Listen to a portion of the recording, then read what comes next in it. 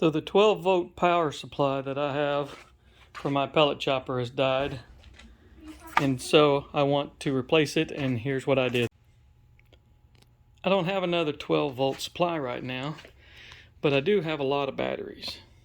So what I'm going to do is take one of these batteries and I'm going to hook it up over here on my system with these wires and this step down buck converter, because this goes from like 38 volts down to like 3, and this battery is a 20-volt battery, but that's a 12-volt motor running my chopper, so I can't run 20 volts. So we're going to hook up this step down buck converter and see what it looks like.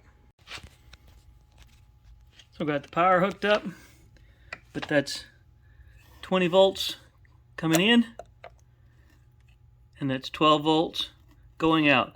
And it does have this little adjuster knob right here. You can turn it if you need more or less, but it's already set to 12, and that's 12 coming in to the adjustable speed for the 12-volt motor. So all I got to do is turn the knob,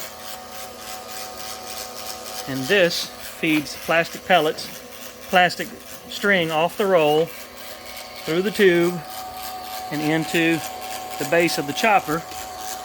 And the chopper, with this drill, spins that bit down inside and chops everything back into pellets. This is my pellet chopper, and that's the solution I came up with because I lost my 12-volt power supply.